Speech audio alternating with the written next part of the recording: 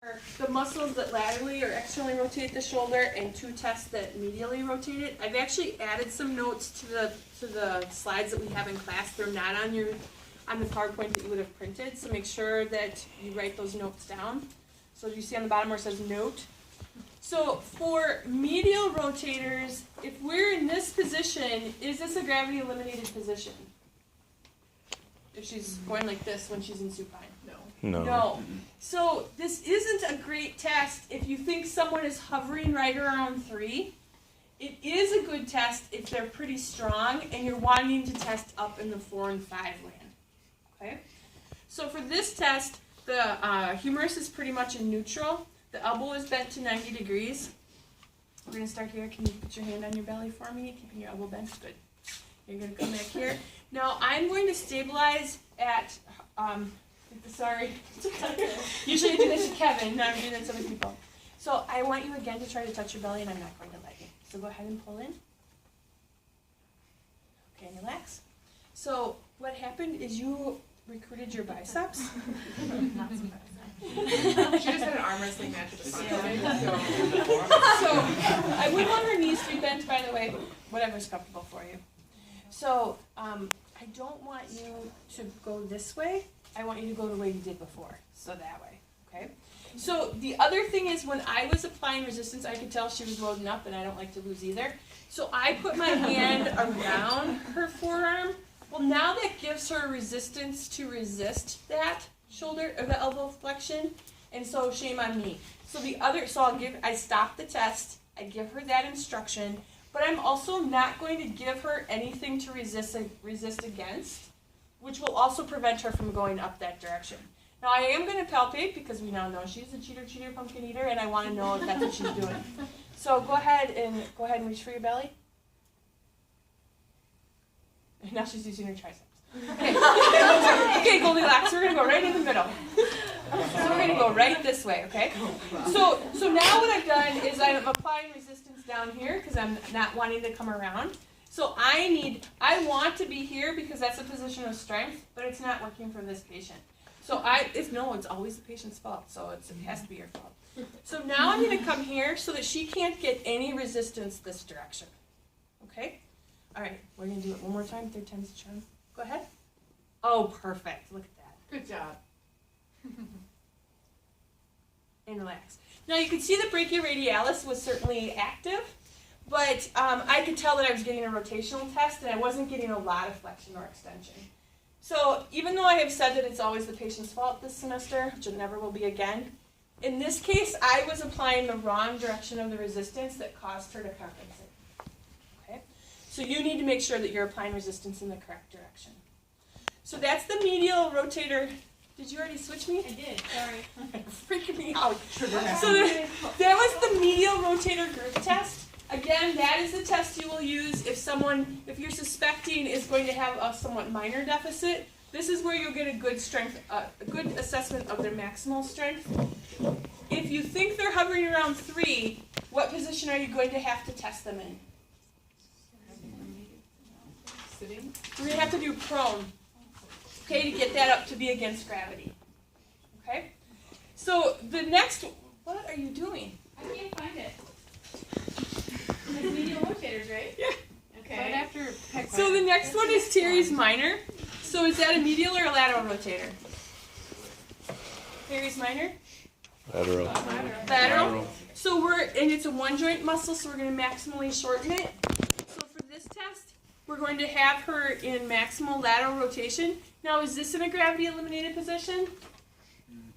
No. Gravity would potentially assist you in going down. So again, this is not a great test if you want to test someone who is right around 3, then you would need to test them in prone, and that's the position we'll test the other 2 tests for this. Okay? So now, I'm not going to press here because that would be resisting into medial rotation. So what I'm going to have you do is push down into my hand. You're going to rotate further, and I'm going to try to pull you out of it this way, okay? And none of this biceps, triceps business. Sure. Okay, ready? Here we go.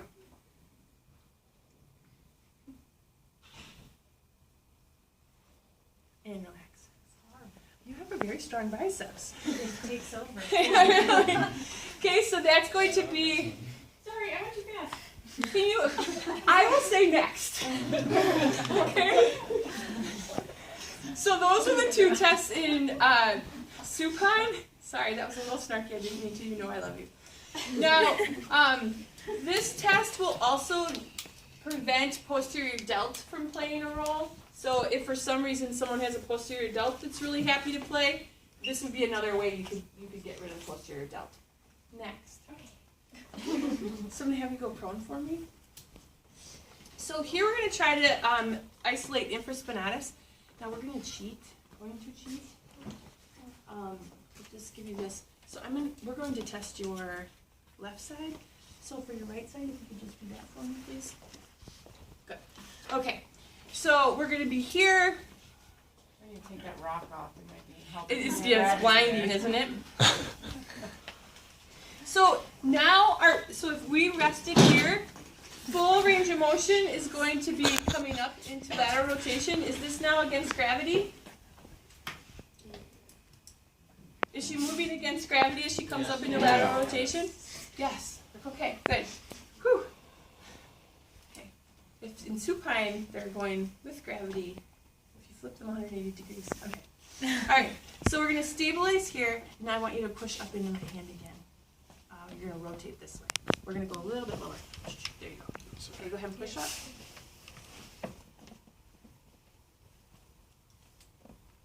And relax. I didn't give her any more resistance because she was recruiting everything but her rotators. Okay? So my guess is, I don't know what their deal is. yeah, my guess is that she has fairly weak rotators and she's learned to compensate. So it'll be really interesting to test her periscapular muscles a little bit later. Because she has found a way to be very functional without using her rotator cuff. You're efficient. Okay? I don't think that's a good thing. Okay.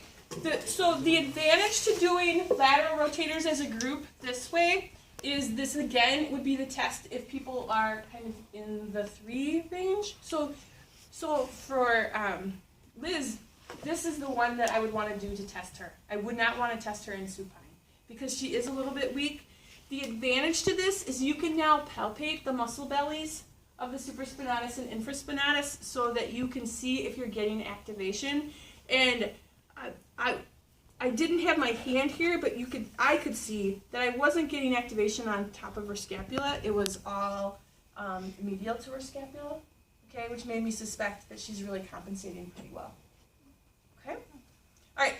Oh. Can you put towels under to keep it level if it's not level? You can, and you will have them already because you'll be doing goniometry of the shoulder. In this case, I don't think her alignment looks that bad, so I wouldn't have used a towel for her. Depending on people's body types, you may need to. That's a great question. Okay. So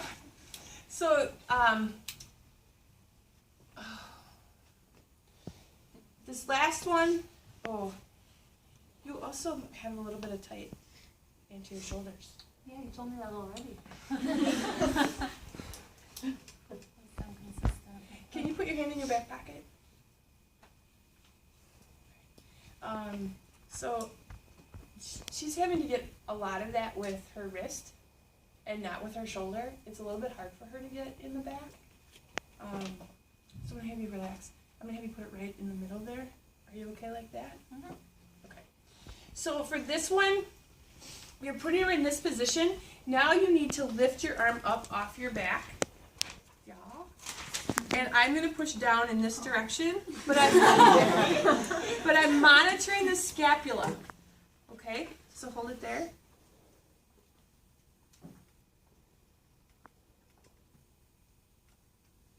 Oh, good. That's so hard. That's free. So she would be at about 4 out of 5 as far as how much work she was putting in there. Okay?